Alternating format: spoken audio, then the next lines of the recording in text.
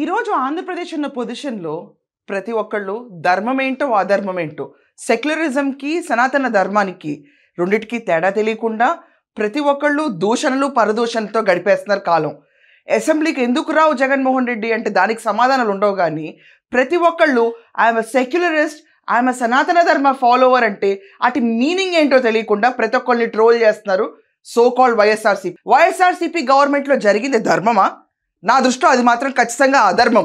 It's a piece of distraction, it's a piece of nonsense ఆ government పీరియడ్లో జరిగింది. ఈ రోజున్న ఆంధ్రప్రదేశ్ పరిస్థితికి ఖచ్చితంగా ఇద్దరు గాడ్స్ అయితే మాత్రం ఇవాల్వ్ అయ్యారు. It's none other than Nara Chandrababu Naidu గారు అండ్ పవన్ కళ్యాణ్ గారు. ఈ రోజు నేను ఇంటర్నెట్లో చెక్ చేస్తే ప్రతి ఒక్క విషయం ట్రోలింగ్ కంటెంట్ కింద కనిపిస్తుంది, which is suppose to be very genuine. మామూలుగా లేని వాళ్ళ ఇంటికి భరోసా యాత్రల కోసమో లేకపోతే ఓదార్పు యాత్రల కోసమో మరి కన్నీరు తోడడానికి వెళ్ళినప్పుడు ఎన్నో వీడియోలో మనం చూసుంటాము.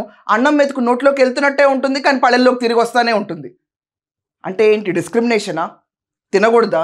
డైటరీ ప్లాన్స్లో చాలామంది ఇంప్లికేషన్స్ ఉండి మేము ఓన్లీ హోమ్ ఫుడ్ తింటాం, కానీ యాత్రల్లో వాళ్ళ ఇల్లుకి పిలిస్తే ఓన్లీ సరదాగా టేస్ట్ చేసినట్టు ప్రెస్ కోసం ఫొటోస్ కోసం చూపిస్తాం, కానీ రియల్లీ హక్కును చేర్చుకోరా జనాల్ని? అలాంటి సోకాల్ నేతల్ని యాక్సెప్ట్ చేసి రాష్ట్రాన్ని ఎక్కడో ఉండాల్సిన ఆంధ్రప్రదేశ్ తీసుకొచ్చి మళ్ళీ మొదటి స్థానంలోకి తీసుకొచ్చి అడుగుని తీసుకొచ్చి ఇక్కడి నుంచి నిర్మాణం స్టార్ట్ చేయడం నిలబెట్టిన ఘనకార్యులు పోయిన గవర్నమెంట్లో ఎంతోమంది.